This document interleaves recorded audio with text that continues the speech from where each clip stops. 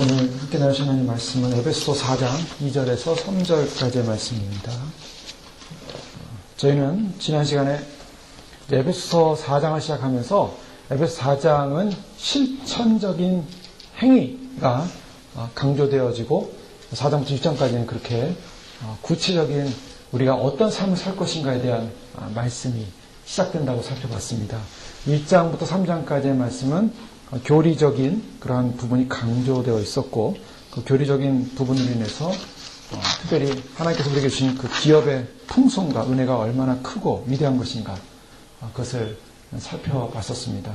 특별히 오늘 이제 4장이 시작되면서 2절과 3절의 말씀은 어떻게 하면은 그런 하나님께서 계획하신 그 영광의 풍성, 그 영광의 풍성에 이를 것인가에 대한 구체적인 일반적인 말씀과 더불어서 오늘 4절부터 16절까지는 그 이유와 근거에 대해서 말씀을 하고 있습니다. 그런 상황에서 제가 오늘 2절과 3절 말씀을 살펴보겠는데, 지난 시간에는 부르심에 합당하게 행하라. 부르심에 합당하게 행하라는 것은 어울려야 된다. 부르심에 다로서에 어울리는 삶을 살아야 된다. 조화로운 삶을 살아야 된다라는 말씀을 살펴봤었습니다. 근데 여기서 오늘 특별히 저희가 다시 짚고 넘어가는 것은 합당하게 행하여. 자, 중요한 것은 신앙이라고 하는 것은 단지 믿음의 형이상학적인 마음만 가지고 있는 것으로 신앙이 완성되는 것이 아니라는 것을 성경은 분명히 말씀하고 있습니다. 성경의 완성, 우리의 신앙의 완성이라고 하는 것은 믿음은 결국 행함으로 연결이 돼야 되고, 행함의 증거가 바로 믿음이다. 행함이 나타나는 것을 봐서 그것이 믿음을 전제로 한 것이다 라는 것을 우리가 살펴볼 수 있는 것입니다. 그래서 반드시 말씀에 대한 믿음이 생겼다면 그 믿음에 대한 행함으로 열매를 맺어야 됩니다. 그래서 자기가 산상수훈에 살펴봤던 것처럼 지난 금요일에 봤던 열매로서 아니라 그 열매로서 결국 믿음이 어떤 존재인가, 어떤 나무인가를 알 수 있다는 것입니다. 결국 그 열매가 잘못되어 있으면 나무가 잘못되어 있는 거죠. 그 나무가 잘못됐다는 것은 결국 믿음이 잘못되어 있다는 것입니다. 결국 믿음이 있다면 열매가 나타나게 되고 당연한 결과입니다. 근데 그 열매를 통해서 믿음을 알 수 있고, 믿음은 결국 열매로 수반한다는 것입니다. 오늘 사도 바울은 부르심을 받은 일에 합당하게 수반된 행함을 가져야 된다. 그 합당하게 수반된 행함은 뭘 전제로 합니까? 과거를 전제로 하고 있지 않습니다. 이것은 바로 믿음을 갖고 부르심을 받은 사람은 반드시 미래적 행함의 삶을 살아야 된다 라는 것을 앞에 전제하고 있다는 것이죠. 많은 사람들이 신앙을 갖게 되면 가장 먼저 감동을 하죠. 감격을 하고 기뻐합니다. 그래서 그 감동과 감격의 기쁨을 항상 나누게 됩니다. 나누는 것을 우리가 보통 간증한다 그러죠. 그래서 간증 집회하면은 사람들이 이렇게 형편없는 인생으로 살다가 세상만 좋아하다가 하나님 만나서 이렇게 됐습니다. 예수님 믿게 됐습니다. 자, 그게 내용이죠, 대부분. 근데 중요한 건 뭡니까? 항상 거기까지만 머물러 있다면 문제가 있다는 것입니다. 사람들이 항상 예수님 만난 얘기만 하는 거예요. 예수님 만난 얘기. 내가 그렇게 죄인이었는데, 그렇게 엉망이었는데, 그렇게 타락한 사람이었는데, 그렇게 세상만 바라보는 사람인데 내가 예수님 만났다. 그 다음이 뭡니까? 그 다음.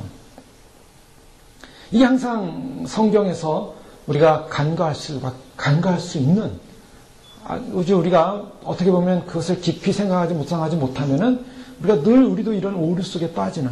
그래서 과거를 바라보면서 삽니다. 아, 과거에는 내가 예수님 만났을 때 그렇게 충만했지. 그럴 때 눈물을 너무 많이 흘리면서 기뻐했지. 감동스러웠지. 제가 예전에 한국에 있을 때 어느 한 지사님이십니다. 부흥 집회하는 그 영상을 보는데, 그 텔레비전 영상에서 어느 한 성도님이 눈물을 흘려서 기도하는 그 아름다운 모습이 장면이 찍혔어요. 그 장면을 보면서 내가 옛날에 저랬는데, 저래야 되는데, 저 신앙을 회복해야 되는데, 그 그리움에 있는 거예요. 지금은 그렇지 못한 자신의 모습을 보면서 너무나 안타까워하고 있는 거예요. 자, 우리도 어떤 면에서 보면 내가 예전에 그렇게 가졌던 뜨거운 신앙, 내가 그렇게 예전에 가졌던 뜨거운 열정, 내가 주님 앞에 살겠노라고 그렇게 눈물을 흘리면서 무릎 꿇었던 그 순간만을 자꾸 생각하고 오면서 그 순간이 돼야지, 그것만 돼야지, 그런 모습이 돼야지라고 생각하면 안 된다는 거예요. 자, 우리 신앙은 과거지향적이 아닙니다. 절대로 과거지향적이 아닙니다. 과거를 바라보면서 그때를 바라보면서 그때가 좋았지, 그때가 좋았어. 이거는 잘못된 신앙입니다. 주님께서 우리에게 말씀하시는 것은 과거를 회상하고 과거에 묶여있지 말라는 것입니다. 우리의 신앙이 내가 그 과거의 그 아름다운 신앙, 그래서 회상하면서 추억하면서 반추하면서 그러면서 그때가 좋았는데 하면서 그때 얘기만 하면 막 감동이 오고 또 같이 그때 상황으로 돌아가서 눈물이 흘려지려고 하고. 근데 지금은 뭡니까? 예수님을 믿고 감동을 받고 변화됐다면 그 다음이 문제입니다. 그 다음이 뭐냐는 거죠. 오늘 사도 바울이 특별히 에베소 교회를 향해서 바로 그 다음을 말하고 있는 것입니다. 그 다음을 살아야 한다는 것입니다. 이 그 다음을 사는 삶은 그렇게 간단한 삶이 아닙니다. 그 다음을 사는 사람은 그 감정적인, 감동적인 감정에 의한 그런 눈물로서만 가는 길이 아니라는 거예요. 자기를 깎고, 자기를 죽이고, 철저하게 낮아지고, 거기는 어떻게 보면서는 날마다의 감동이 일어나지 않을 수도 있어요. 그러나 더 생각보다 상상할 수 있는 것보다 더 깊은 내적인 감동이 있는 그 깊은 길로 우리를 인도하고 있다는 것입니다. 바로 그런 내적인 감동, 바로 그 감동의 길을 살아야 된다. 특별히 이제 그런 감동을 받은 믿음의 교회가 무엇을 해야 되는가? 최종적인 목적을 말하고 있습니다. 그 목적은 3절에 보면 평안에 매는 줄로 성령이 하나 되게 하신 것을 힘써 지키라. 여기서 교회를 향하여 사도 바울이 지금 최종적인 목적을 말하고 있습니다. 그런 감동의 깊은 하나님께서 원하시는 삶의 수준으로서 행함을 가져야 되는데 그 행함을 통해서 이루고자 하는 목적이 뭔가? 그것은 성령이 하나 되게 하신 것을 힘써 지키라. 여기서 중요한 단어가 몇 가지가 나옵니다. 그 단어 중에 특별히 먼저 최종적인 목적의 모습을 보면 하나 되게 하신 것을 어떻게 하라고요? 힘써 지키라. 여기서 중요한 것이 사도 바울은 에베소 교회를 향해서 교회가 어떤 목적을 향해 가고 있는가를 분명히 설명을 했습니다. 1장에 그것을 설명을 했습니다. 교회가 이루어야 될 궁극적인 목적이 뭔가? 교회가 결국 얻어야 될 것이 뭔가? 에베소 1장 7절 이하 말씀을 보면 우리는 그리스도 안에서 그의 은혜의 풍성함을 따라 그의 피로 말미암아 속량 곧 죄사함을 받았느니라. 자, 여기서 이제 구원에 대한 선포를 하고 있죠. 8절에 보면 이는 그가 모든 지혜와 총명으로 우리에게 넘치게 하사 구원받은 죄사함 받은 사람이 지혜와 총명으로 넘치게 하사 그다음 목적이 나옵니다. 9절 그 뜻의 비밀을 우리에게 알리시는 것이요 그의 기뻐하심을 따라 그리스도 안에서 때간찬 경륜을 위하여 예정하신 것이니 10절 말씀 보십시오. 하늘에 있는 것이나 땅에 있는 것이 다 그리스도 안에서 통일되게 하려 하십니다. 이 말씀 살펴봤습니다. 통일되게 하려 하십니다. 구속받은 사람, 죄사함을 받은 사람, 그 사람이 지혜와 하나님의 총명으로 넘쳐서 하나님의 비밀을 알아서 그 다음에 어떻게 하겠다고요? 하나님께서 하늘에 있는 것이나 땅에 있는 것이 연합되어지는 통일을 이루는 것, 통일되게 하려 하십니다. 자, 목적이 나옵니다. 우리를 구속하신 목적이 나옵니다. 구원하신 목적이 나옵니다. 예수님 믿고 구원받은 감동이 있습니다. 감격이 있습니다. 눈물이 있었습니다. 그래서 내가 자유함받았습니다. 내가 구원받았습니다. 거기서 끝나는 게 아니라는 거죠. 주님은 우리를 구원하신 목적이 있어요. 우리를 구원하신데 단지 구원의 감격만을 누리며 살다가 죽어라. 구원의 감격만을 살다가 그냥 그 감동 속에 과거만 생각하고 살다가 마지막을 맞이해라가 아니라 그 감동을 가진 사람이 이루어야 될 목표가 나온다는 거예요. 그 감동을 가진 사람이 이루어야 될 목표는 하늘과 땅에 있는 모든 것이 통일되게 하는 그 통일의 자리에 있어야 한다라는 것입니다. 그게 목표입니다. 자, 그래서 그 통일을 살펴봤죠. 그 통일은 무엇입니까? 하나님의 뜻이 하늘에서는 것처럼 땅에서도 이루어지라. 이게 통일되는 겁니다. 하나님의 뜻이 하늘에서는 이루어지고 그 질서와 하나님의 통치와 하나님의 섭리가 이루어지면서 그 모든 것이 조화를 이루는데요. 땅에서만큼, 이 땅만큼은, 이 지구만큼은 하나님을 거절했어요. 하나님의 질서가 깨어졌습니다. 하나님의 질서가 무질서로 갔고 하나님의 그 놀라운 하나님의 섭리와 통치가 깨어지고 무너진 현실. 그 주님은 이 현실을 회복하기 원하셔서 누굴 보내십니까? 예수님을 보내셔서 십자가에 돌아가게 하시고 십자가에 돌아가신 그 은혜로 말미암아 그 피를 믿는 사람들을 알고 구속받게 하셔서 뭐 한다고요? 하나님과 교통하는 질서 안에 들어가게 하신 것입니다. 인간은 하나님 안에 있는 게 질서입니다. 궤도를 이탈하면 그는 질서를 떠난 거예요. 그래서 저희가 과학을 공부해도 다 모든 게 궤도가 있지 않습니까? 다 사이클이 있어요. 궤도를 돕니다. 핵을 중심으로, 원자를 중심으로 전자는 돌고요.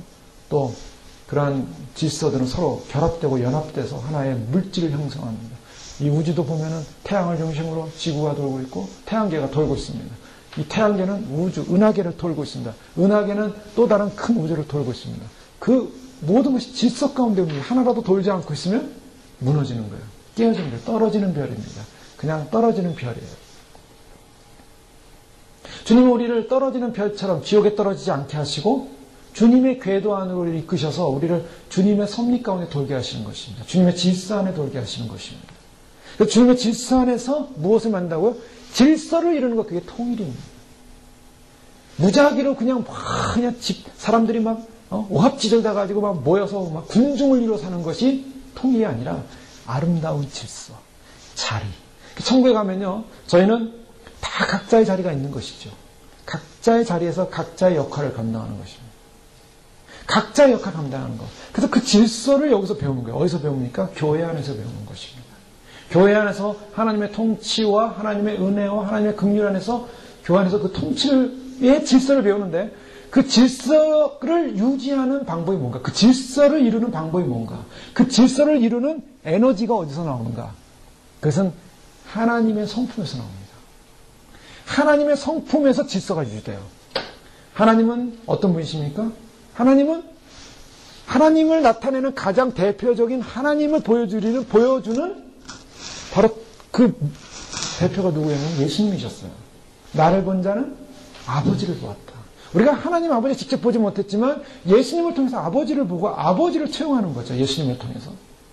근데 예수님은 뭐라고 말씀하셨냐면 예수님은 자신을 표현하기를 나는이라고 말씀하셨죠. 예수님이 자신을 어떻게 표현하셨습니까? 나는 마음이 온유하고 겸손하니. 이게 하나님의 성품입니다. 예수님의 성품, 하나님의 성품.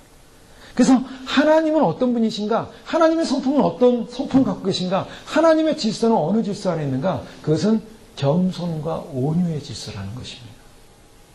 그럼 하나님의 질서가 통일되어지고 그 통일되어지는 하나님의 나라 안에서 우리가 살게 되는데 그 통일되어지는 하나님 나라 안에 질서 안에 들어가기 위해서는 어떤 모습으로 우리 자신이 변화되어야 되는가? 바로 하나님과 같은 성품으로 변화되어야 한다는 것입니다. 하나님과 같은 성품이 뭡니까? 바로 그것이 오늘 2절 말씀에 말씀하고 있는 것입니다. 2절에 분명히 모든 겸손과 온유로 하고 오래 참음으로 사랑 가운데서 서로 용납하고 이것이 하나됨을 지키는 굉장히 중요한 원동력이고 그리고 능력이고 하나됨을 지키는 접착체라는 거예요. 하나님 나라는 바로 이 요소를 가지고 있지 못하면 하나됨에 들어갈 수가 없습니다. 하나 되기 위해서는 하나님의 통일에 참여하는 그 하나됨에 동참하기 위해서는 반드시 갖춰야 될 성품. 이 성품이 바로 겸손, 온유, 오래 참음, 사랑 가운데 서로 용납함. 왜? 고린도서 13장과 갈라디아서 5장 22절 이하의 성령의 열매와 우리가 살펴보는 산상수훈입니다. 주님께서 이 목표를 향해서 이 목표 때문에 우리를 부르셨고 이 목표를 이루라고 말씀하고 있습니다. 그렇다면 좀 더 구체적으로 주님께서 분명히 우리를 부르신 목적이 있습니다. 구원시키신 목적, 그 목적 하나님께서 우리에게 충만케 하사 그 비밀을 알게 하셔서 뭐 하신다고요? 통일하게 하시고 하나님은 그 통일 계획을 갖고 계신 것입니다. 예수님이 재림하시는 것, 다시 오시는 것은 그냥 나쁜 사람 다 심판하고 좋은 사람 다 하나님의 사람들 다 구원하자. 물론 우리 입장에서는 바로 이 양면적을 보지만 하나님의 전체적인 그 계획하에서는 뭡니까? 통일을 위한 첫 강림이십니다. 그래서 하늘에 무너진 질서, 공중권세 잡은 자들, 악한 영들에서 사로잡혀 있는 이런 하늘 질서를 주님께서 정리하시는 거예요. 그 무질서의 세계, 하나님이 통치하시는 그 통치의 세계를 벗어난 사단이 장악한 저 공중권세를 다 지상으로 보내고 이 지상에서 의와 믿음과 진리를 가지고 그 질서 안에 머무는 교회를 끌어올리십니다. 무질서를 땅에 떨어뜨리고 질서를 끌어올리시는 거예요. 그래서 교회는 뭔가요? 교회는 질서라는 거예요. 그 하나님의 질서를 끌어올리셔서 하나님과 같은 성품의 질서로 공중을 장악하는 겁니다. 1차 장악이에요. 한마디로 군에서 보면 교두보를 형성하는 거죠. 그래서 주님이 공중 재림하시고 교회를 질서 가운데 올리시겠어서 공중의 질서를 만드신 다음에 무질서 다 내려쫓죠. 그럼 지상은 어떻게 됩니까? 무질서의 무질서입니다. 그러지 않아도 지금도 무질서인데 이제 짐승의 시대, 타락의 시대, 무질서의 시대는 진짜 무질서예요. 겉으로 보기에는 적그리스도가 통제하면서 질서처럼 보이죠. 그러나 그것은 질서가 아니라 하나님의 의와 사랑과 진리와 생명이 사라진 시대, 지옥의 시대입니다. 지옥은 무질서. 마귀 멋대로 하는 것이죠. 사단 멋대로 하는 것입니다. 그래서 하나님으로부터 질서의 성품을 가지고 있는 인생이 못 견딥니다. 그 무질서로 들어가면. 통제를 받으면서 못 견뎌요. 예. 우리나라는 군대가 의무 아닙니까? 그래서 한국에 있는 남자들은 군대를 가야 돼요. 뭐 특별한 이유 없으면. 근데 군대를 다 안 가고 싶어 합니다. 그 연예인들 보면은 군대 안 가려고 하다가 참 고생하는 연예인도 많이 있지 않습니까? 요즘은 많이들 가는데 군대를 안 가려고 해요. 근데 군대 가면 군대는 어떤 세계냐면 겉으로 보면 질서의 세계입니다. 굉장히 질서예요. 철저한 명령 체제에 의해서 움직입니다. 그런데 너무나 질서 안에 있는 인생이 질서라는 것을 아는 인생이 질서의 세계로 들어가면 좋아야 되지 않겠습니까? 그런데 거기 들어가면 못 견뎌요. 막 괴로워요. 힘들어요. 왜 그런지 아세요? 그 질서는 하나님에 의해서 자유와 의와 사랑에 의한 질서가 아니라 통제와 압박에 의한 질서이기 때문입니다. 거기는 자유가 없어요. 자기 개인 자유가 아니라 통제와 압박에 의한, 물론 개인적인 자유도 없잖아, 있죠. 없잖아, 있는데 그거는 그 안에서 누리는 압박 속에서 누리는 자유이기 때문에 행복해하지 않아요. 그걸 빨리 벗어나고 싶어요. 사단의 시대, 마귀의 시대가 되면 전 세계를 사단이 조종하고 장악하는 통제의 시대가 와서 질서처럼 보이지만 그거는 하나님의 질서를 모방한 사단의 전략이기 때문에 인간은 그 안에 들어가면 못 견뎌야 합니다. 못 견뎌요. 누구부터 통제받는 거 못 견뎌야 합니다. 힘들고 어려운 일이에요. 북한에 있는 사람들이 행복할 것 같습니까? 행복하지 않아요. 통제와 압제가 있는 곳은 누구든지 어느 누구도 행복하지 않아요. 그 사람들은 뭡니까? 그런 통제 압제를 받고 싶지 않은 거예요. 거기는 질서처럼 보이지만 그건 질서가 아니에요. 그래서 독재자들은 자기의 질서를 만들기 위해서 철저하게 감시하고 누르죠. 힘을 가지고. 그래서 겉으로 보기에는 좋아 보입니다. 그러나 그것은 질서가 아니에요. 사단이 모방한 질서예요. 하나님의 거룩한 의와 사랑으로 인해서 자유로운 정말 평화가 있는 행복의 질서를 모방해서 자기가 할 수 있는 것은 통제 압제를 통해서 하나의 모양을 만들어 놓는 거예요. 그래서 로봇을 만드는 거예요. 사람들은 다 로봇, 다 충성, 다 경례하고 막 팔 걷는 것도 다 맞춰서 걷어야 돼요. 거기서 틀리면 안 돼요. 얼마나 힘든데요. 그게 겉으로 보기에는 질서처럼 보여. 독재자, 사단의 눈에 보기에는 참 아름다워요. 자기한테 굴종된 인생들이니까. 통일되게 하십니다. 이 통일도 하나님께서 이 우주의 구원의 통일 계획을 갖고 있는데 이 통일 계획을 사단이 알고서 자기가 통일하고 싶어 하는 거죠. 그래서 하는 일이 뭡니까? 그래서 하는 일이 종교 다원주의, 종교 통합을 만드는 거예요. 통일시키는 거예요. 마귀는 자기가 다 장악하고 싶은 거죠. 죄라는 건 뭡니까? 죄라고 하는 것은 분리였습니다. 무슨 분리냐면 하나님과의 관계가 분리된 걸 죄라고 그래요. 그것이 질서가 깨어짐입니다. 질서가 깨어지는 것 자체가 죄예요. 자, 이거는 아주 굉장히 단순한 논리지만 굉장히 중요한 논리입니다. 교회에서 질서가 깨어지는 것 자체가 죄라는 거예요. 하나님 나라는 질서가 깨어지는 것 자체가 죄입니다. 하나님과 나와의 관계에서 질서가 깨어지는 게 죄예요. 하나님과 내가 질서가 뭡니까? 교제하고 찬양하고 기뻐하고 하나님의 성품이 내 안에 움직임으로 말미암아 서로 공명이 일어나요. 여기도 스피커를 앞에다 앞에 조그만 거 하나 갖다 놨는데 스피커 하나 할 때는 스피커가 저쪽으로 가기 때문에 소리가 잘 안 들립니다. 근데 조그만 걸 앞에 갖다 놨더니 소리가 울려요. 왜? 같은 음이기 때문에. 같은 소리가 두 개가 분리돼서 서로 어울리기 때문에 울려버립니다. 소리가. 이 안에서 울려요. 하나님의 성품과 나의 성품이 연합되어서 만나질 때 우리는 거기서 오는 에너지를 느끼고 힘을 느끼고 기쁨을 느끼고 자유를 느낍니다. 그런데 하나님과의 관계성 속에서 질서가 깨어지고 무너짐으로 말미암아 어떤 현상이 나니까 죄가 일어나는 거예요. 그래서 내 안에 하나님의 성품이 사라지고 사단의 성품이 들어온다. 내가 성령의 지배를 받지 못하고 육의 지배를 받아서 내 안에 악의 성품이 솟아나고 있다. 이거 질서가 깨어지는 것입니다. 좀 전에 목사님께서 기도하실 때 그런 모든 우리 안에 있는 무질서, 깨어진 무질서에 대해서 얘기하지 않았습니까? 그게 우리 안에 들어오면은 우리 안에 주님과의 그 공감이 형성이 안 되는 거예요. 거기서 주님과의 관계가 차단되는 겁니다. 그게 죄입니다. 내가 주님과의 관계 속에서 주님과의 공감을 형성하는 것을 방해하는 어떤 요소가 일어난다면 그게 죄예요. 그래서 주님과의 그런 거룩한 만남과 기쁨과 교제가 일어나지 못하고 결국에는 내 안에 계속 침전되어지고 주님과의 관계가 깨어진 관계로 나아가고 있다면 그 죄로 말미암아 그 관계가 계속 연결되고 있다면 죄로 말미암아 죽으면 지옥 가는 거예요. 그걸 회복해야 됩니다. 회복하기 위해서 해야 되는 일이 바로 빨리 돌이켜야 됩니다. 돌이키는 것은 성품적 돌이킴은 회개에 있어요. 아, 주님, 제가 주님의 질서로부터 이탈했습니다. 제가 주님의 마음으로부터 이탈했습니다. 주님의 뜻으로부터 이탈했습니다. 그것을 알기 위해서 어떻게 됩니까? 하나님이 어떤 마음을 갖고 있고 어떤 성품이고 어떤 것을 원하시는 걸 알아야죠. 그래서 말씀을 듣고 말씀을 읽고 말씀을 보면서 주님의 뜻을 우리가 발견하는 것입니다. 오늘 주님께서 사도 바울을 통해서 교회를 통하여 교회의 구원의 완성을 주기 위해서 요청하시는 것이 있어요. 굉장히 중요한 말씀입니다. 그 요청하시는 것이 뭐냐? 성품적 변화를 일으켜서 하나된 통일의 교회를 지켜야 된다라는 것입니다. 우리가 통일을 만들지는 않았습니다. 우리가 하나됨을 만들지는 않았습니다. 사람들은요, 하나됨을 만들기 위해서, 하나되기 위해서 노력한다면 그것은 굉장히 불협화음이 많이 일어나요. 굉장히 골치 아파요. 그래서 뭐 종교 다원주의 하는 사람들이 종교 통합을 위해서 뭐 합니까? 서로 뭐 규정도 만들고 뭐도 만들고 법도 만들고 제도도 만들고 만들지 않아요? 거기에 여러 가지 부조화가 있어요. 서로 막 갈등이 있습니다. 서로 이권이 들어가고 나라들끼리 무슨 무역 협정하는 거 하나 보십시오. 서로 막 싸우고 난리지 않죠. 서로 이권 때문에. 자, 그런 하나됨이 아니에요. 그런 물리적인 하나됨, 기계적인 하나됨이 아니라 성령님에 의해서 연합되어진 하나입니다. 우리가 예수님을 개인적으로 만나고 우리 죄를 고백하고 주님을 만나는 그 순간에 만나는 사람들은 다 하나님을 아버지라고 고백합니다. 예수님을 주라고 고백합니다. 하나님을 아버지라고 고백하는 사람, 예수님을 주라고 고백하는 사람들은 모이면은 하나인 거예요. 왜요? 한 주, 한 하나님을 섬기기 때문에. 그걸 한 교회라고 합니다.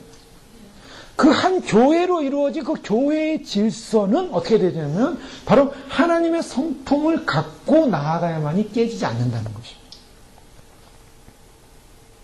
사도 바울은 그래서 이 부분에 있어서 우리가 해야 될 일이 있다면 무엇이냐면 주님께서 부르신 교회의 하나됨, 성령님에 의해서 하나 되어진, 하나 되게 하신 것을 힘써 어떻게 하라고요? 만들라가 아닙니다. 하나됨을 더 하나 되게 만들라가 아니라 힘써 지키라. 이미 하나가 됐다는 것입니다. 하나됨을 힘써 지키는 것, 이것이 우리의 사명이라는 거예요. 교회가 해야 될 일이라는 것입니다.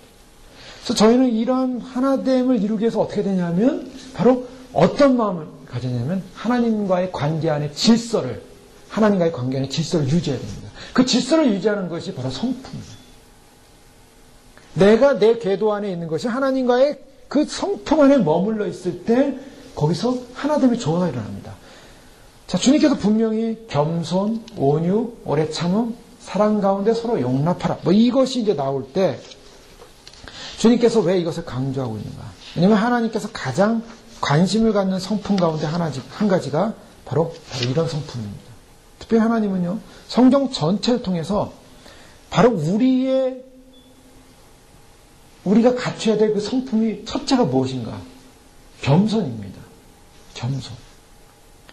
겸손은 저희가 예수님을 믿는 그 순간부터 하나님 앞에 닮아가야 될 성품이에요. 그것이 산상수훈에서 시작하고 있죠. 이미 살펴보지 않았습니까? 심령이 가난하다. 겸손은 무엇인가? 겸손은 자신의 힘과 재능을 낮게 보는 겁니다. 낮게. 시옷이 아닙니다. 지읒입니다. 낮게. 자기의 힘과 재능을 시옷으로 보면 안 돼요. 그건 교만이에요. 이게 시옷과 지읒 차이로 천국과 지옥이 나눠지는 거예요.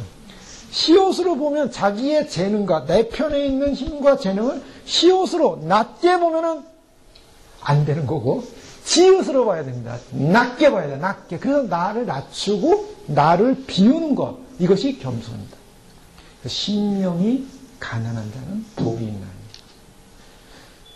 뭐가 저희 것이라고요? 천국이. 그러니까 주님께서 우리에게 이제 제일 먼저 요청하시는 것이 바로 이 겸손이라는 요청을 하시는 겁니다. 우리 예수님 믿고 나서 예수님 믿는 그 감격 속에 눈물을 흘려야지. 그 눈물만 기대하지 마시고요. 내가 내 안에 이 낮아짐을 지금 실천하고 있는가, 낮아짐을 이루고 있는가에 우리 자신을 돌아가야 된다는 것입니다. 그것이 바로 주님이 먼저 이 하나됨을 통일을 이루는 기초 작업이기 때문이에요.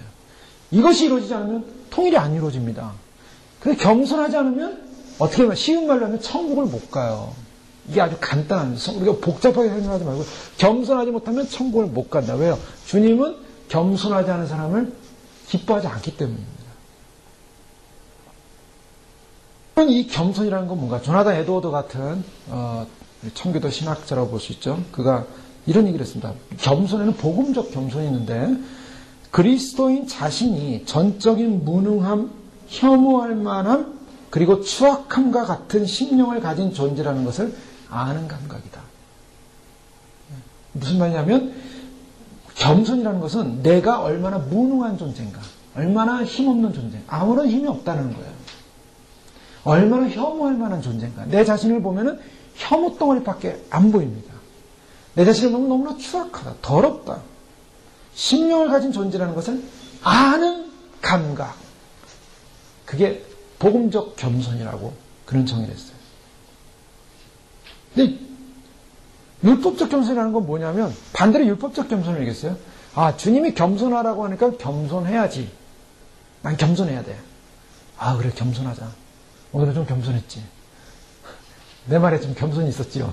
내 행동이 좀 겸손해. 이거는 율법적 겸손이라는 거예요. 이거는 우러난 겸손이 아니라 내가 겸손하게 해서 나를 누르는 거예요. 누르는 거. 막 속에서 막 올라오는데 두더지 막 올라오면 막 주먹으로 그 멍둥이로 패는 거 있잖아요. 그래서 뭐가 하나씩 뚝 올라오면 꼭 패고. 아, 오늘은 요 부분에서 겸손.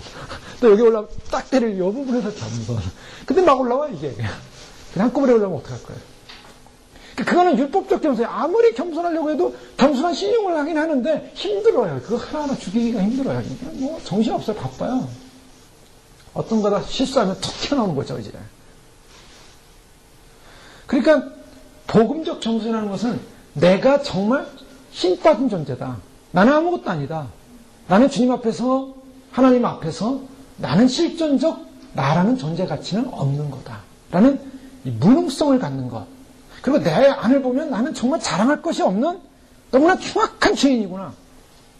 이것을 정말 인식해야만이 겸손이라는 겁니다. 그래서 사람들이 겸손이라는 부분에서 많이 갈등하는 것은 우리가 잘 알죠. 겸손을 가정한 뭐 교만이라는 얘기도 많이 하고, 그래도 겸손해야지. 좀 뭐 이런 말하면 교만한 말이지만 하면서 그냥 겸손하게 얘기하는 것처럼 하지만 또 그것이 이제 교만할 수가 있고. 그러니까 이거 율법적 겸손과 복음적 겸손의 차이를 우리는 왔다 갔다 할 수가 있습니다. 주님 분명히 말씀하는 것은 우리의 겸손이 어디 자리인가? 우리가 허물과 죄로 죽었던 존재라는 것을 정말 인식하냐는 거죠. 내가 정말 죽었던 존재인가?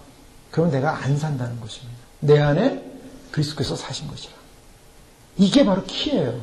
내 안에 그리스도께서 사신 것이라는 그 감동적 바울과 같은 고백이 있어야 바울처럼 겸손해질 수 있습니다. 바울이 지금 이런 겸손 얘기를 하는 게 한두 군데가 아니에요. 바울은 사실 굉장히 스마트한 사람 아닙니까? 그는 뭐 헬라 철학자들과도 얘기해서 절대 논리적으로 지지 않아요. 변론합니다. 그래서 나중에 논리적으로 안 지니까 서로 싸움만 하다 끝나가지고 다시는 변론하지 않겠다 이렇게까지 할 정도로 헬라의 철학 사상을 가지고 막 그 로고스와 그 다음에 말씀과 진리 문제를 가지고 막 얘기하면서 그런 진정한 진리가 한 분 하나님이다라는 걸 증명했을 거예요. 변론했을 겁니다. 변증합니다. 그런데 그런 거 가지고 안 되더라는 거예요. 그러니까 바울이 결정한 것은 그리스도 십자가 외에는 내가 잘할 것이 이제 없게끔 하겠다. 그리스도 십자가만 전하겠다. 거기에 능력이 있다. 변론해가지고 안 되더라는 거예요. 그런 강력한 하나님의 능력을 받은 사람인데 이런 능력을 받은 사람조차도 내가 두렵고 떨리는 널 위해 편지를 쓰고 있다. 굉장히 겸손했어요. 나는 나 자신을 자랑할 것이 없다.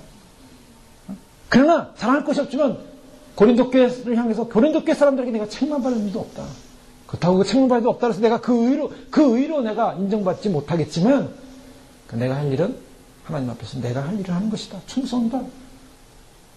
그렇지만 그런 사도 바울은 철저하게 자기를 죽이는 겸손 가운데 있어요. 그래서 나는 날마다 죽노라. 자기를 날마다 죽이는 겸손이 있어요. 왜요?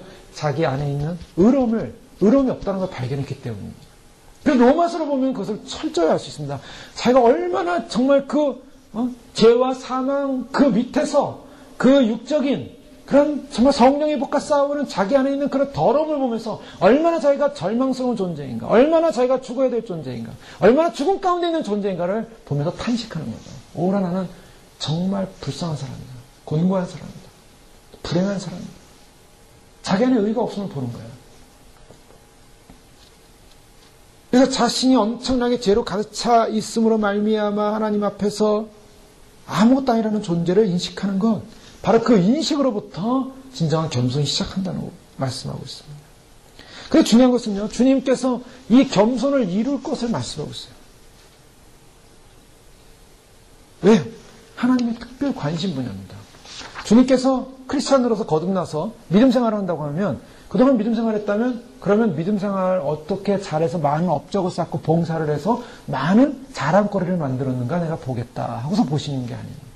주님이 관심 있는 것은 어떻게 변화됐느냐입니다. 자, 예수님 믿었습니다. 완전히 변화됐습니까? 아직 안 변했어요. 내 안에 아직 자아가 살아있고, 내 안에 아직 옛 성품이 살아있고, 옛 기질이 살아있고, 세상 좋아하는 거, 그 다음에 내 좋아하는 쾌락, 내가 좋아하는 어떤 스타일, 아직 다 살아있어요. 자기 스타일.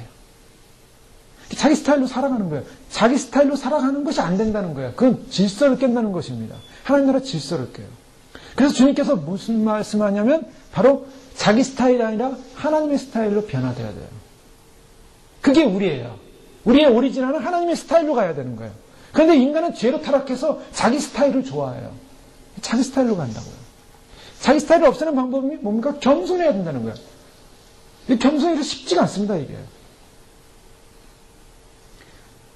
중요한 거는 주님께서 성경 전체를 통해서 겸손을 다루면서 겸손에서 관심을 갖고 있다는 거예요. 잠언 3장 34절에 보면 진실로 그는 거만한 자를 비웃으시며 겸손한 자에게 은혜를 베푸시나니. 주님이 관심 가진 사람은 어떤 사람이냐면 인간 중에 변화된 인생 중에 어떤 사람이냐? 겸손한 사람이다. 왜? 겸손한 사람에게 은혜가 부어집니다. 심령이 가난한 자는 복이 있다. 왜 복이 있습니까? 겸손한 사람에게 하나님의 은혜가 부어지기 때문이에요. 겸손해지고 비어있으면 하나님의 은혜가 오기 때문에 복이 있는 겁니다. 그러니까 하나님으로 채워지는 거예요. 근데 심령이 가난하지 않으면 나의 것으로 채워졌습니다. 나의 것으로 채워졌으면 하나님의 은혜가 임하지 못합니다. 은혜가 임하지 못하기 때문에 하나님의 에너지가 우리 안에 들어오지 못해요. 하나님의 에너지가 들어오지 못하기 때문에 우리는 하나님 나라에 들어가서 하나님과 더불어 살 수가 없습니다. 그 능력을 감당을 못해요. 그래서 악인은 의인의 회중에 들지 못하는 것입니다. 하나님의 은혜가 우리 안에 와야지 그 은혜로 우리가 구원을 받고 그 은혜로 긍휼을 얻고 그 은혜로 주님과 함께 살게 되는 거예요. 근데 그 은혜를 우리가 못 받게 되면 어떻게 됩니까? 은혜를 못 받으면 어떻게 돼요? 사람이 강팍하잖아요. 죄성이 막 드러나요. 은혜 못 받은 사람은 어떻습니까? 아주 그냥 거칠잖아요. 은혜를 받아야 부드러워집니다. 은혜를 받아야 낮아집니다. 은혜를 받아야 하나님의 성품이 거룩함이 드러나요. 근데 그 은혜를 받는 방법이 뭔가? 겸손해야 된다니까. 그러니까 겸손해야만이 하나님의 은혜가 온다는 것. 이사야 50장 15절에 보면 지존무상하며 영원히 거하며 거룩하다 이름하는 자가 이같이 말씀하시되 내가 높고 거룩한 곳에 거하며 또한 통회하고 마음이 겸손한 자와 함께 거하나니 이는 겸손한 자의 영을 소송케 하며 통회하는 자의 마음을 소송케 하려 합니다. 주님은 어떤 사람과 함께 거한다고 말씀하시냐면 겸손한 사람, 통회하고 마음이 겸손한 자와 함께 거하나니 주님이 함께 거할 수 있는 사람이 있다는 거예요. 겸손해야 거할 수 있다는 겁니다. 산상수훈에는 애통하는 자는 복이 있나니 저희가 위로를 받을 것이요. 왜 위로를 받습니까? 주님이 거하시기 때문에 위로가 오는 거죠. 주님이 함께야만이 위로가 옵니다. 그게 은혜입니다. 저희가 주님을 느끼기 시작했어요. 어느 순간에 주님의 사랑을 느끼기 시작했어요. 주님의 위로를 느끼기 시작했어요. 주님의 감동을 느끼기 시작했어요. 그런 주님의 위로와 사랑을 감동을 느낄 때 우리 안에 그 말로 표현할 수 없는 그 평안과 기쁨으로 말미암아 위로의 눈물이 쏟아져요. 그게 은혜입니다. 주님이 나의 고통스럽고 나의 힘들고 죄로 인해서 나의 모습을 보면서 절망하고 있는 그 사람에게 찾아오시는 거예요. 죄를 져가지고 절망하는 사람이 아니라 내 안에 있는 진정한 죄의 문제를 그걸 깨닫고 애통해하는 사람. 그래서 통회하는 자의 마음을 소상케 하려 합니다. 이가서 6장 8절에 보면 사람아 주께서 선한 것이 무엇임을 네게 보이셨나니 여호와께서 네게 구하시는 것이 오직 공의를 행하며 인자를 사랑하며 겸손히 내 하나님과 함께 행하는 것이 아니냐. 여호와께서 네게 구하는 것이기 때문에 그 공의와 인자와 겸손히 하나님과 동행하는 것이다. 함께하는 것이다. 주님이 누구에게 관심이 있습니까? 어떤 사람과 함께하겠다고 했습니까? 어떤 사람에게 거하겠다고 했습니까? 어떤 사람을 위로하겠다고 말씀하고 있습니까? 겸손입니다. 그러니까 겸손하지 않으면 천국 가서 주님과 함께 거할 수가 없어요. 왜요? 주님의 마음이 그런 마음이기 때문에. 하나님의 마음이 그런 마음이었기 때문에. 그래서 주님이 결정적으로 천국 시민의 법의 1차 관문 통과가 뭐냐? 심령이 가난합니다. 이것부터 안 되면 좁은 문으로도 들어가지 못해요. 이것부터 안 되면은 천국에 일단 들어가지 못한다니까요. 천국이 저희 것입니다. 천국에 못 들어가요. 그래서 사도 바울이 모든 겸손을 맨 앞에 두는 거예요. 모든 겸손. 예수님 믿으면은, 예수님 믿었으니까 내가 이제 구원 받았지. 구원 받았으니까 천국 가겠지. 그거 아니에요. 믿었으면 겸손해야 들어가요. 근데 그거는 빠졌어요. 전반부만 다 얘기해. 전반부만. 예수님 믿고 구원 받으십시오. 할렐루야, 예수님 믿었으니까 구원 받았습니다. 구원 받기 뭘 구원 받아요? 안 변했는데. 믿었으면 변해야 되나요? 믿었으면 바뀌어야 되고, 믿었으면은 궤도 안으로 들어와야 돼요. 하나님의 궤도, 그 성품의 궤도, 겸손의 자리로 들어와 있어야 돼요. 그래서 그 겸손한 자를 주님이 받아주시겠다고 말씀하고 있어요.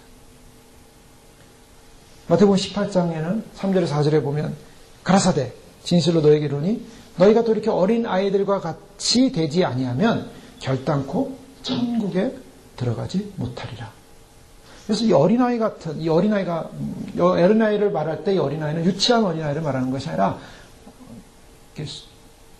거부감이 없는 순결한 어린아이를 보면서 혐오의 대상이나 어린아이를 보면서 경계의 대상으로 삼는 사람은 아무도 없습니다.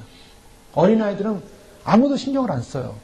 어린아이가 물론 시끄럽게 하면 신경 쓰겠지만 어린아이가 돌아다니는 것 자체가 위협을 못 느낀다는 거예요. 어린아이는 위협을 안 느껴요. 그래서 어느 전쟁터라든가 어느 상황 속에서라도 어린아이를 해하거나 어린아이를 고문하면 반인륜적 범죄에 행하는 거예요. 어린아이는 해를 끼치는 존재가 아니기 때문에. 그 어린아이처럼 해가 없는 존재처럼 보여야 되는 성품으로 바뀌어야 된다는 것입니다. 저 사람은 해를 안 끼쳐. 저 사람은 아무런 경계 대상이 안 돼. 라는 존재가 돼야 돼요.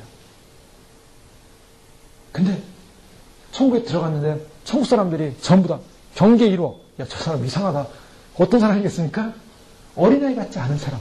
이상한 사람이 빨간불이. 저 사람 안 돼. 이 사람 못 들어간다니까요. 그러니까 아예 그냥 천국문 앞에서 천사들에서 쫓겨난다는 거예요. 그러니까 어린아이처럼 되지 않으면 결단코 천국에 못 들어간다. 이 말씀 주목하셔야 됩니다. 주님 앞에서 나는 어린아이지. 근데 주님 앞에서만 어린아이지. 나의 삶 속에, 나의 인격 속에, 나의 성품 속에 어린아이가 아직 안 되고 있다면 안 되는 것이죠. 자, 믿음의 본질을 얘기할 때 자세와 상태를 판단할 때 겸손은 가장 결정적으로 우리가 가져야 될 성품 1호입니다. 그래서 이제부터 저희들의 기도 제목이 바뀌는 거죠. 주님을 맞이하기 위해서 내가 어떻게 됩니까? 내 성품의 겸손을 잃어버렸다면 겸손을 찾게 해주십시오. 그런 겸손을 찾는 것은 첫째가 자기 부인입니다. 철저하게 자기 부인을 실현해야 돼요. 나를 부인하지 않으면 심령이 가난해질 수 없는 거예요. 인간에는 스스로 높이려는 본능이 계속 일어나요. 자기의 자존심, 자기의 영광, 그걸 추구하고 싶어져요. 그거를 거부하는 것, 그걸 거부할 수 있는 것, 그걸 거부할 수 있는 요소들을 다 제거하고 주님 앞에서 세상적인 성향, 세상적인 쾌락을 쫓고자 하는 것, 그것을 거부하는 것입니다. 그래서 자기를 낮추는 것, 자기를 없애는 것, 이것이 굉장히 중요한데요.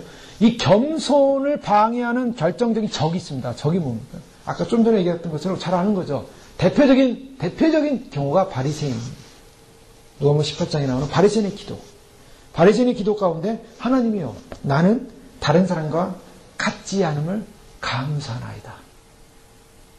참 감사합니다. 감사만 드리면은 참 좋은 기도 같아요. 근데 그 앞에 뭐가 문제입니까? 다른 사람과 같지 않음을. 여기 있어요. 겸손에 있어서 가장 문제는 내가 비교의식을 갖기 시작할 때. 내가 비교의식을 갖기 시작할 때.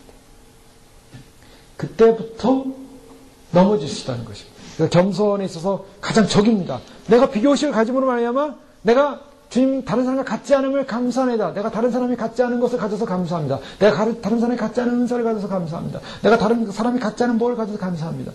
다른 사람과 비교되면 안 된다는 거예요. 그러니까 다른 사람은 생각할 게 없어요. 우리가 하나님 앞에서 나지 내가 다른 사람과 나가 아니에요. 왜 비교를 다른 사람과 해요? 옆 사람과 해요? 왜 저기와 해요? 하나님 앞에서 나죠. 하나님 앞에서 나. 그래서 하나님 앞에 나를 볼 수 있는 시간. 그래서 빌립보 2장 3절에 이렇게 말씀하고 있죠.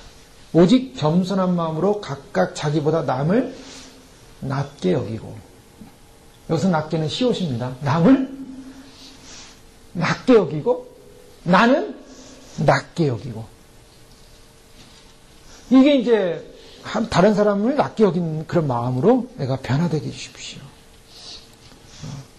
로마 4장 그래서 1절에서 2절을 보면 그런데 육신으로 우리 조상된 아브라함이 무엇을 얻었다 하리요? 만일 아브라함이 행위로서 의롭다 하심을 얻었으면 자랑할 것이 있으려니와 하나님 앞에서는 없느니라. 아브라함의 믿음은 뭐였습니까?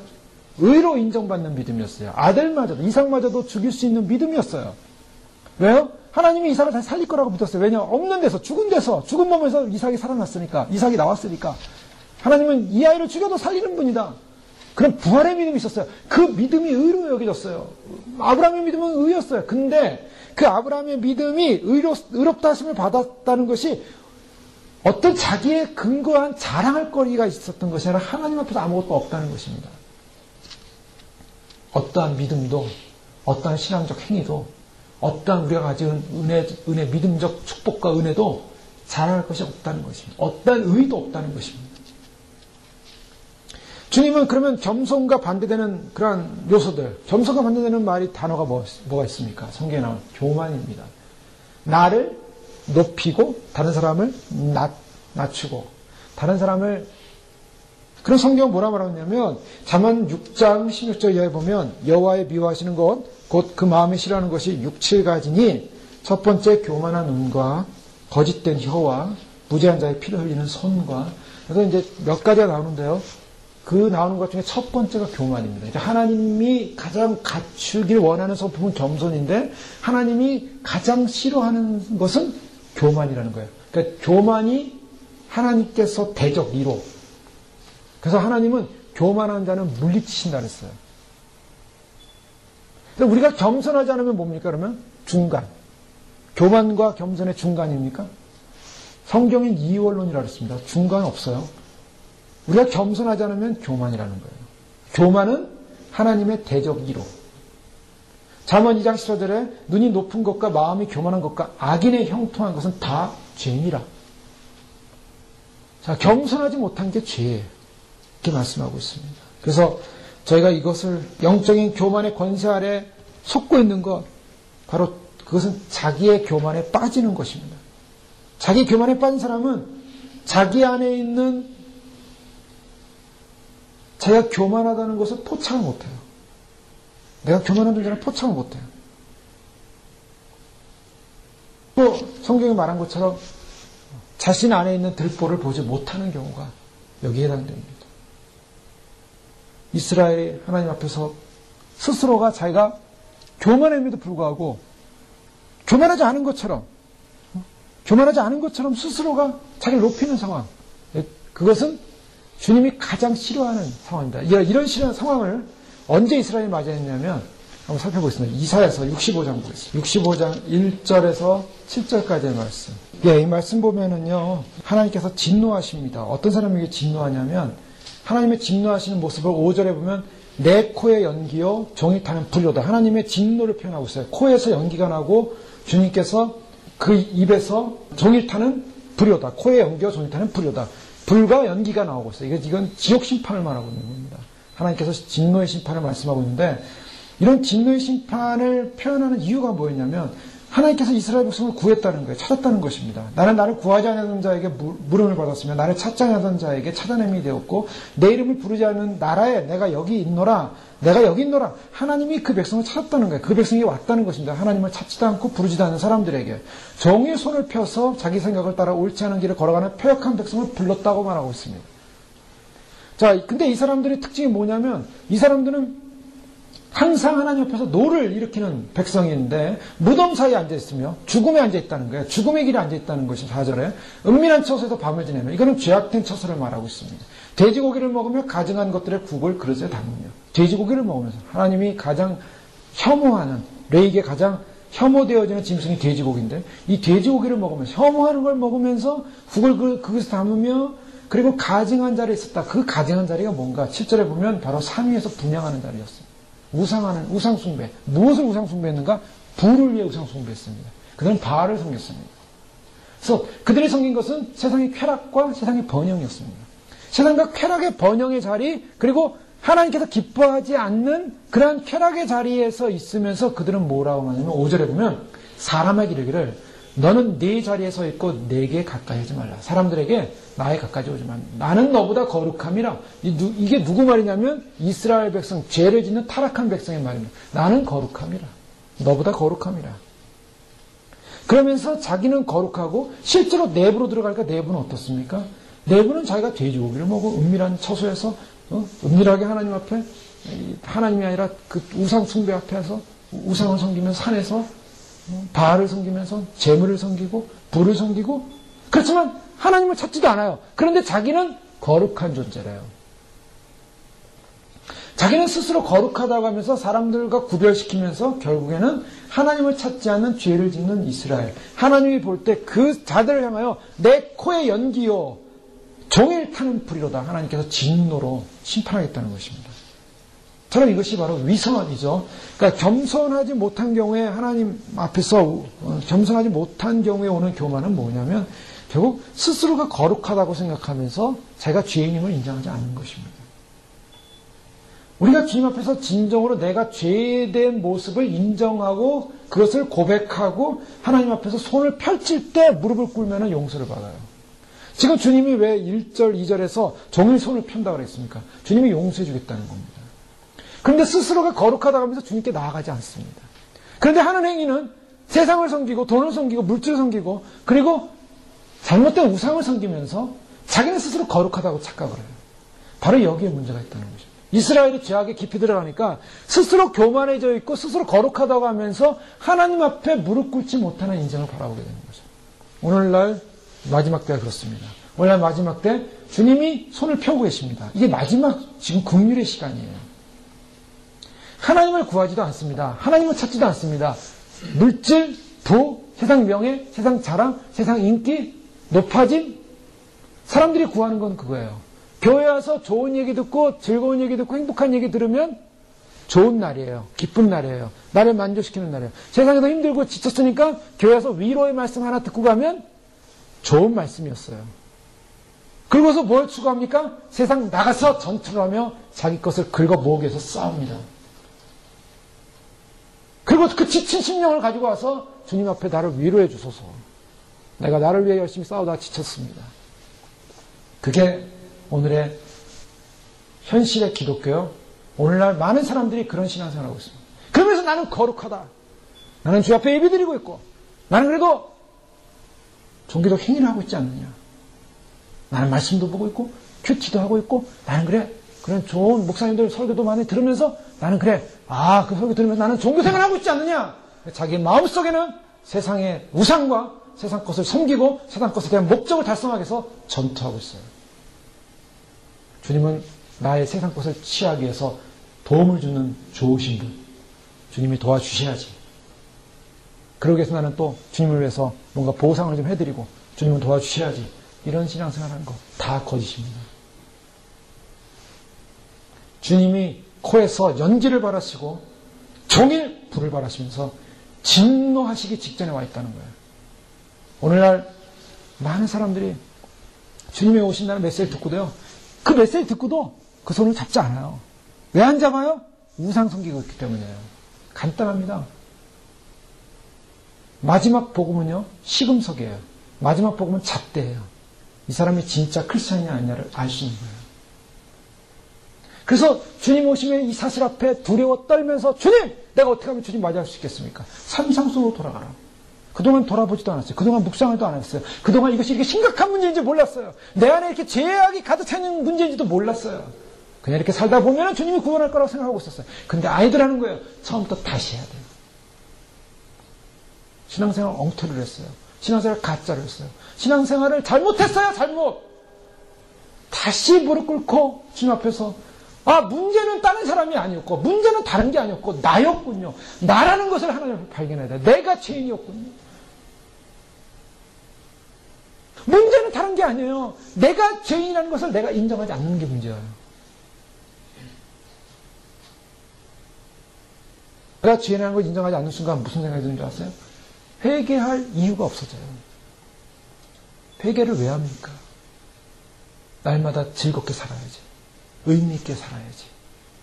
한 번 가는 인생 의미 있게 살아야지. 시티스터들은 중국으로 들어가면서 캠브리지 7인 가운데 하나입니까? 한 번뿐 인생 속히 지나가리라. 오직 그리스도의 일만 영원하리라.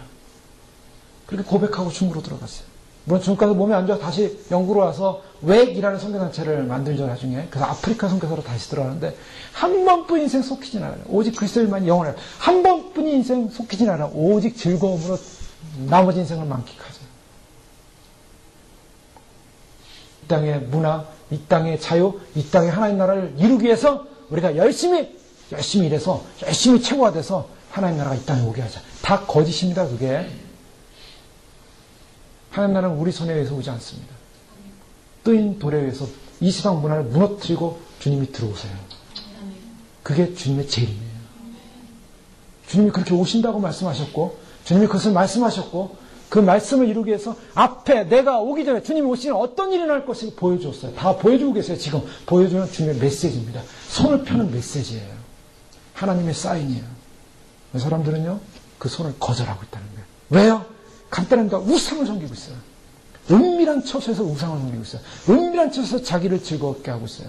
은밀한 처소에서 하나님 앞에 제가 죄인인 것을 고백하고 있지 않다는 것입니다. 스스로 나는 너보다 거룩하다. 나는 의롭다. 나는 굉장하다. 나의 신앙은 대단하다. 그러니 내가 회개할 게 뭐가 있습니까? 주님이 그런 순간에 코에서 연기가 나면서 그냥 지옥불이 바로 눈앞에서 타고 있다는 걸 왜 모르냐는 거죠. 환란의 불이 타고 있어요. 그래서 영의 사람들은 환란의 말굽소리가 들리는 겁니다.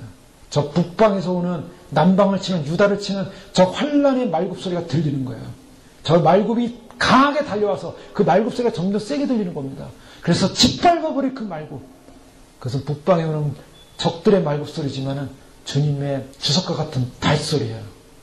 그래서 요한계시록에 주님은 주석같이 나타나서 그 발로 짓밟으리라. 교회를 향하여 주시는 말씀입니다. 이상의 모든 높아진 교회들, 이상의 모든 높아진 주님의 뜻을 따르지 못하는 교회들이 다 짓밟혀서, 어느 날 짓밟힌 줄 아세요? 포도가 즙틀에서 짓밟혀서 피가 온 땅에 퍼지듯이 요한계시록에 다 짓밟아서 다 갈아버려가지고 그 피를 갖다가 온 땅에 퍼뜨리겠다고 했어요. 그게 주님의 심판이요 진노입니다. 무서운 거예요. 에스겔서 16장 보겠습니다.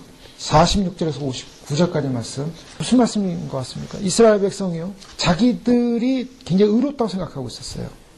유다가 어떤 교만이 있었냐면, 주님께서 말씀하시기를 유다 내 형은 사마리아다. 사실 사마리아가 형이었어요. 왜냐하면 사마리아는 그 지파가 많았고 유다는 좀 작은. 사마리아가 내 형이고 소돔은 뭐냐? 내 아우다. 그러니까 형과 아우가 누구냐면, 자기들이 생각할 때 사마리아는 내 형이고 내 아우인데 그들보다 자기가 더 거룩하고 의롭다고 생각했다는 거예요. 근데 실제로 거룩하고 의로운 것이 아니라 그들보다 너가 더 죄를 많이 졌다. 네아우 소돔의 죄악은 어느 정도면 교만함의 죄였어요. 그 교만함의 죄가 49절에 음식물의 풍족함과 태평함이 있음이며 그가 가난하고 궁핍한 자를 도와주지 아니하고 거만하여 가증한 일을 내 앞에 행하였습니다. 소돔 땅이 무너질 때 동성애로 많은 무너졌다 그랬죠. 보통 소돔이 그래가지고 동성애라 그러는데요. 그 성적 타락만이 아니라 소돔에는 의의가 없었어요. 오늘 에스겔서를 말하고 있죠. 소돔성이 무너진 데는 부자들이 부를 가지고 가난함을 나누지 않았다. 이걸 말하고 있어요. 사마리아는 내 죄의 절반도 범하지 않았다. 51절에. 사마리아는 내 죄의 절반도 범하지 않았는데 그런 죄를 범하지 않은 그들을 향해서 자기가 오히려 죄를 더 저하는 유다가 오히려 교만하여서 우리는 더 죄를 안 짓고 있다. 그런데 하나님 보실 때는 유다 자체가 더 죄를 짓고 있다는 거예요. 58절에 음란과 가증한 일을 내가 담당하였느니라. 그러면서 언약을 배반했다. 주님께서 이스라엘을 향하여 뭐라고 말씀하시냐면 언약을 배반한 것, 언약을 배반한 그 궤도 하나님의 약속의 말씀을 벗어나니 어떻게 합니까? 죄를 짓기 시작하더라는 거예요. 왜요? 죄를 짓는 이유는 간단해요. 하나님을 무시하기 때문에. 하나님을 무시하는 이유는 간단합니다. 교만하기 때문입니다. 겸손이라고 하는 것은 내가 하나님 앞에서 죄인이라는 것을 인정하는 것 자체가 겸손이에요. 겸손은 어디서부터 시작하냐면 내가 형편없는 죄인으로 무너질 죄인으로 처절하게 심판받아야 죄인이라는 것을 인정하는 감각이라고 했어요. 거기서부터 겸손이 시작돼요. 정말 하나님을 만나고 예수님을 만났다면 그래서 자기의 죄, 자기 죄로 말미암아 자기가 죽어야 존재라는 것을 정말 인식했다면 그 사람은 겸손하기 시작합니다. 근데 죄에 대한 인식이 정말 없다면 한 번도 자기 죄에 대해서 고민하거나 그 죄의 두려움 속에서 고민을 했지만 회개가 안 일어났다면 겸손해지지가 않아요. 겸손하지 않으면 반드시 하나됨을 깨트립니다. 그래서 교회의 하나됨을 깨트리는 사람들이 가끔 나타나죠. 가끔 보면요. 힘든 사람들, 육적인 사람들, 거듭나지 않은 사람들. 그 주님께서 하나됨을 지키라. 오늘 에베소 말씀 속에서 하나됨을 지키기 위해서는 뭐가 제일 필요하냐? 서로 겸손한 사람들이에요. 자, 주님께서 우리에게 요청하시는 게 뭡니까? 우리가 죄인이라는 정말 존재라는 사실을 인식하고 그것을 나 자신을 낮추고 겸손하게 나를 낮출 수만 있다면 그 하나님 나라에서는 화평이 일어나고 행복이 일어나고 자기를 비우고 어린아이처럼 심령이 낮아서 주님을 바라볼 수 있는 존재들이 되는데 우리가 우리 자신이 죄인이라는 의식을 갖지 못할 때 우리는 주님으로부터 벗어나서 결국에는 하나님 앞에서 범죄하는 존재로 그래서 그 범죄함을 존재로 말미암아 범죄하면서 자기는 거룩하다고 착각하는 그래서 주님 앞에 오늘도 저희는 반드시 우리 죄가 하나님 나라는 존재가 하나님 앞에서 아무것도 아닌 거 아브라함조차도 그 의가 하나님 앞에서는 자랑거리가 못됐대요. 아브라함보다 더 믿음 좋은 사람 손 들어보세요. 자기 자식을 죽여서 바치기까지 하나님 앞에 드리면서까지 그 아이를 살릴 수 있는 그러한 하나님이라는 걸 믿고 아들을 바치기까지 주님을 따를 수 있는 아브라함의 의, 아브라함의 믿음 이신칭의가 거기서 나오지 않습니까? 나중에 아브라함의 믿음, 그 의로 말미암아 그 믿음을 말미암아 의롭다 여김을 받는 이 사건, 구약의 대표적인 사건 그 믿음 바울이 그렇게 외쳤던 로마서에 있던 이신칭의의 그 믿음을 구원받는 그 믿음보다 더 좋은 사람 성경의 구약적 인물 구약의 성경의 믿음으로 말미암아 의에 이른 사람의 인물을 대라면 아브라함이 대표인데 아브라함도 자랑할 곳이 없다.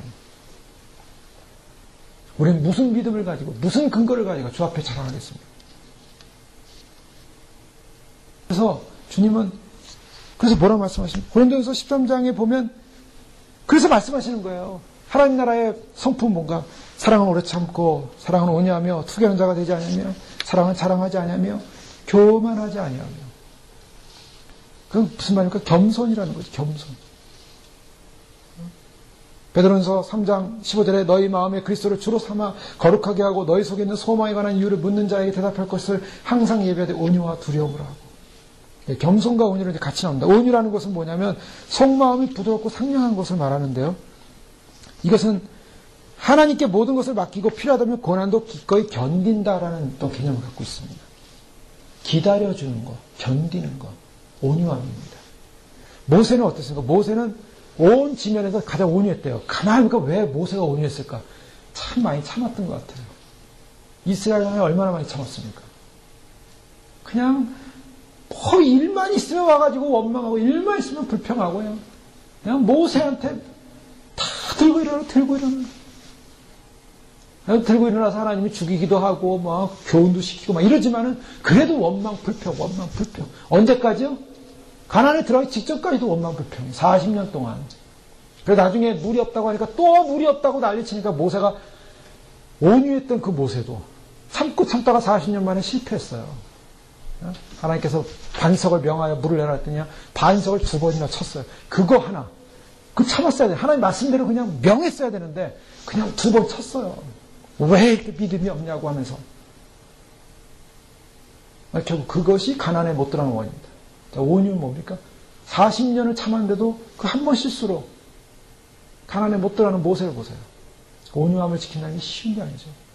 모세는 온 지면의 사람에서 제일 온유하다 그랬어요. 아마 40년 동안 들들 볶는 이스라엘을 진정시키고 그냥 홍해바다 앞에서부터 그랬잖아요. 이제는 홍해바다 뒤에는 바로 군대 난리를 치니까 하나님이 하신 일을 보자.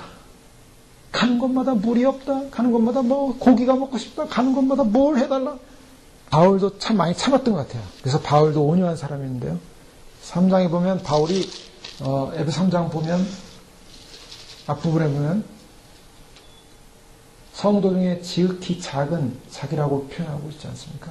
성도 중에 지극히 작은 자보다 더 작은 나에게 하면서 그리스도의 품성을 은혜를 전할 수 있는 기회를 주셨다고 했는데 주님께서 마태복음 11장에 나는 마음이 온유하고 겸손하니 나의 명예를 메고 내게 배우라. 주님이 가지신 그 마음, 온유와 관용과 그 사랑. 그래서 디모데에게 바울은 마땅히 주의 종은 다투지 않고 모든 사람의 온유함을 가르치길 잘하네. 참으라. 참고 기다리고 그리고 참는 것 그것이 결국 뭡니까? 온유한 자는 복이 있나니 저희가 땅을 기업으로 받을 것이요. 온유한 자는 복이 있어 땅을 기업으로 받는다. 산상수훈이죠. 그러니까 겸손과 온유가 이루어짐으로 말미암아 오늘 본문에는 성령이 하나 되게 하신 것을 힘써 지킬 수 있다. 바로 그것이 화평이다.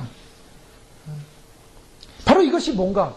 이것이 아까 말씀드린 그리스도의 형상을 담는 것이고 하나님의 성품을 담는 것이고 하나님의 성품과 연합되어지고 하나 되는 것이 결국 하나님 나라 질서 안에 들어가는 것이고 하나님 나라 질서 안에 들어가는 그 질서를 지키는 것 그것이 하나됨이고 통일이라고 말씀드렸습니다. 주님은 우리에게 요청하십니다. 우리에게 요청하시기를 우리가 정말 모든 겸손 나 자신을 주님 앞에서 철저하게 죄인이라는 하나님 앞에 아무것도 선 걸로 생각할 수 없는 나를 자랑할 것이 없는 철저하게 나를 낮추는 더 나아가서 나를 온유하게 참고 오래 참음으로 마찬가지로 오래 참음으로 사랑 가운데 용납하고 내 안에 충동이 일어나고 내 안에 여러 가지 마음에 여러 가지 불편함이 일어났다 할지라도 내 안에 어떤 면에서 화가 일어날 수도 있고 어떤 분노가 일어날 수도 있죠. 근데 그런 것 자체가 참아야 한다는 것입니다. 율법적 참음이 아니라 정말 내 안에 주님 내가 화를 낼 근거가 없습니다. 나도 마찬가지입니다. 나도 같은 존재입니다. 오래 참을 수 있고 용납하고 용납한다는 걸 잘 견딘다는 거예요. 용납한다는 것은요. 견뎌주는 거예요. 견뎌주는 거. 그래서 이해해주는 거. 견뎌주는 거. 그래서 견뎌줄 때 생각해보는 거예요. 저 사람이 얼마나 어려운 시간을 보냈으면 저럴까. 얼마나 상황이 안 좋으면 저럴까. 때로는 어린아이 같은 사람도 있습니다. 이 어린아이는 좋은 의미에서 어린아이가 아니라 어린아이같이 약간 유치한 그런 의미죠. 차일디시 같은 그런 존재. 그 어린아이가 그런 유치한 존재가 있다면 그 유치하더라도 유치해지는 걸 받아주는 거예요. 받아주는 거. 그래서 그런 용납함이 있을 때 하나됨이 지켜진다는 거죠. 사람마다 다르고 형편이 다르고 환경이 다르고 조건이 다르고 다 다른 모양 아니겠습니까? 그 다른 모양을 인내하고 오래 참고 용납하고 더 나아가서 제일 먼저가 뭡니까? 내가 겸손해 내가 주님 앞에서 나는 아무것도 아니라는 존재가 발견될 때 내한테 내 의의가 뭐가 있겠습니까? 내 자랑이 뭐가 있고 내 힘이 뭐가 있겠습니까? 아무것도 아닙니다. 다 마찬가지 아니겠습니까? 다 죄인 아닙니까? 그래서 심령이 가난해지고 애통하고 온유하고 화평케 하는 자는 복이 있다. 이게 산상수훈을 이루는 거예요. 그래서 주님께서 오늘 말씀하시는 것이 바울이 다시 한번 권면하는 것은 짧게 말씀했지만 이 산상수훈 말씀대로 갈라디아서 5장에 나오는 그러한 성령의 열매의 말씀대로 고린도서 13장에 나오는 사랑의 열매의 말씀대로 이것을 지키고 여기서 뭐라고요? 성령이 하나 되게 하신 것을. 바로 이것은 성령의 역사입니다. 뭐가 성령 해방입니까? 성령이 하나 되게 하신 것, 깨는 게 성령 해방입니다. 내 안에 죄로 말미암아 하나님의 역사를 깨는 것이 죄인 거죠. 주님, 제 인생의 제 삶에 제 성품적 변화가 되지 않은 것으로 말미암아 성령을 해방하지 않게 하소서. 제 성품의 변화로 말미암아 하나님이 주님께서 이루신 교회의 하나됨, 주님께서 앞으로 영광스럽게 하나님 나라의 통일과 하나님 하늘에서의 통일과 땅에서의 통일, 온전한 통일 속에 그 질서 속에 들어가서 하나님 나라의 시민으로 살기 위해서 그 겸손과 온유와 주님의 성품대로 오래 참음과 용납함과 오래 참는 주님의 성품입니다. 주님께서 우리를 참지 않으셨다면 아무도 이 자리에 앉을 수가 없어요. 주님께서 우리를 참아주셨기 때문에, 오래 참아주셨기 때문에 주님 오심을 믿을 수 있었고, 오래 참고 계시기 때문에 지금도 저희가 준비할 수 있고, 오래 참고 계시기 때문에 저희가 예비할 수 있습니다. 주님의 성품이에요. 주님도 우리를 향해 오래 참으시는데, 지금 아까 보십시오. 아까 이사야나 에스겔에서 보면 주님이 손을 펴셔서 손을 피고 부르지도 않는 데 가서 찾으시고, 가서 원치도 않는 데 가서 찾으시는 주님, 그들을 한 명이라도 구원하기 위해서 그들에게 마지막 기회를 주시는 주님, 오래 참으십니다. 말씀드렸지만 무드셀라가 죽으면 심판이 온다. 무드셀라가 죽으면 심판이 온다. 무드셀라는 창 던지는 자야. 창 던지는 자는 당시에 이 저격수와 같은 자예요. 그래서 적장수를 죽여야 되는데, 적장수를 죽여야 되는 그가 먼저 죽으면 이제 뚫리는 거예요. 사기가 떨어져서. 그래서 그가 죽으면 죽음이 온다. 그가 죽으면 심판이 온다. 무드셀라가 인류 역사에 가장 오래 산 사람, 969세. 왜 오래 살았는가? 질문하면 왜 오래 살았는가? 하나님의 오래 참으심이에요. 그 한 사람을 죽이지 않음으로 말미암아 오래 참으셨어요. 969세 무드셀라 죽는 그 해, 노아 600세 되는 그 해에 심판이 임했어요. 한계가 있어요. 주님은 시간은 한계가 있어요. 1000년을 넘지 않고 969세까지만 주님의 시간은 참고 참으시지만 드디어 주님이 심판을 바라실 때, 주님이 분노를 바라실 때, 그때는 끝이에요. 주님께서 아름답게 질서 안에 성품으로 변화되고 단장되어지고 예비된 사람을 이제 주님의 질서 가는 대로 끌어올리십니다. 그 질서를 위해서 하나됨을 힘써 지켜야 될 줄 믿습니다. 그 질서 안에 머물다가 우리가 주님 앞에 가서 주님의 성품 가운데 함께 주님의 그 통일을 봐야 돼요. 그래서 어떻게 이 공중이 통일되어지고, 어떻게 지상이 통일되어지고, 어떻게 이 천년왕국이 이루어지고, 어떻게 새하늘과 새 땅이고 하나님의 통일이 이루어진 걸 보게 됩니다. 그것이 교회 안에 부름받은 사람의 축복입니다. 그래서 그 통일 가운데 참여하게 하시는 거예요. 주님이 그 통일된 질서 안에서 뭐 하신다고요? 우리를 왕 같은 제사장이요, 왕권자로, 제사장으로, 통치자로 주님과 다스리게 하시는 것입니다. 그러한 영광스러운 충만으로 부르신 하나님의 영광을 소망하면서 오늘도 주 안에서 주님 그렇습니다. 이 주님이 부르신 이 평안에 매는 줄로 부르신 이 하나됨, 이것을 위하여 우리가 이 말씀을 이루기 위해서 주 앞에 주님의 성품으로 변화해서 축복하여 주옵소서. 함께 기도하겠습니다. 이 시간 함께 기도할 때 말씀 기억하면서 우리가 이 땅을 살면서 또한 주님, 예수님 믿고 나서 또 주의 오심을 준비한다고 하지만 아직까지 우리에게 이루어지지 못한 우리의 성품적 모습, 주님이 기뻐하시는 그 아름다운 성품적 모습, 우리 안에서 질서가 무너지고 깨어지지 않게 하시고, 이 무너진 질서가 또한 가정을, 이 무너진 질서가 교회를, 이 무너진 질서가 사회를, 주변의 사람들을 깨는 그런 존재가 아니라 성품적 상화와 성품적 변화와 아버지는 주님 보시기에 합당한 겸손과 온유와 오래 참음과 용납함과 그 평안에 매는 줄로 주님의 질서를 이루어서 아버지는 그 질서 가운데 주님을 맞이할 수 있도록, 주님 안에 들어갈 수 있도록, 그 영광 안에 들어갈 수 있도록 아버지 불러오신 그 부름에 합당한 그 성품을 이룰 수 있도록 축복하여 주시옵소서. 주여 한 몸으로 기도하겠습니다. 주여! 주여! 주여! 아버지 하나님, 이 시간 저 앞에 주님의 도우심과 은혜를 구합니다. 우리가 이루지 못하는 어리석음, 아버지의 지난 연약함의 모습들, 과거의 모습들, 아버지 하나님 참으로 과거의 모습들만 바라보면서 우리가 머무는 인생이 아니라 변화된 인생, 아버지 바뀌어진 인생, 주 앞에 영광 돌리는 인생, 하나님 나라와 이름을 위해서 드려지는 거룩한 인생, 그래서 도와주시옵소서. 아버지 하나님 주 앞에서 주님이 원하시는 성품으로 아버지 하나님 변화되는 것, 그 질서 안에 변화되는 것, 그것이 기중할진데 아버지 하나님 우리는 참으로 우리가 우리 자신을 보면서 얼마나 겸손하지 못하고 아버지 하나님 얼마나 우리의 겸손과는 거리가 멀고 아버지 하나님 우리의 심령에 가라가는 거리가 멀고 아버지 하나님 우리가 얼마나 교만하고 주님 보시에 가장 혐오할 만한 그런 존재가 되지는 않았는지 아버지 하나님 아버지 끝까지 나를 지켜야 되는 분하고 주여 인내가 부족하여 아버지 하나님 참으로 저 편들어지지 못하고 주님의 뜻과 의역까지 내가 못했다고 주여 아버지 여러분 아버지 하나님 주여 앞에 다시 한번 이 시간에 얘기하오니 이 시간에 얘기하오니 아버지 하나님 주여 용서해 주시옵소서. 하나님 앞에서 죄인이요 주 앞에서 아무것도 아니라는 죄인이라 아니하시고 주여 누구하고도 비교할 수 없는 내가 의롭다라고 말할 수 없는 주님 보시기에 의롭지 못한 주님 보시기에 합당치 못한 아버지 하나님 그런 절대로 사납지 않게 하시고 아버지 하나님 천국에 들어가게 하여 주님 나라 들어가게 하여 아버지 하나님 주의 거룩한 신부가 되기 위하여 단장한다고 하면서 아버지 하나님 겸손과 원효와 아버지 하나님 오랜 참과 용납과 그 평안의 면면제를 하나 되게 하신 것을 아버지 하나님 참으로 이루지 못한 어느 성자 가운데 것을 회개하오니 주여 용서하여 주시고 불쌍히 여주시고 긍휼을 주시고 주의 사랑과 주의 은혜와 주의 질서와 주의 생명 가운데 서시게 도와주시옵소서. 주님 진심으로 어린아이같이 되지 않으면 어린아이같이 죽음을 건들지 않으면 주님 나라 들어갈 수 없다고 하니 아버지 하나님 참으로 주님 그 주님 나라 들어가게 하여 믿으는 그 믿어 그 모습으로 변화되어지게 하시고 아버지 하나님 주님을 섬기면서 주님을 사랑하면서 아버지 하나님 너무나 부족한 것이 많습니다. 아버지 하나님 참으로 그런 것들을 위해서 마음이 흩어지거나 심령이 흩어지지 않게 도와주시고 주의 영광과 주의 은혜와 주의 진리 가운데 하시는 결국은 없으시고 도와주시옵소서. 아버지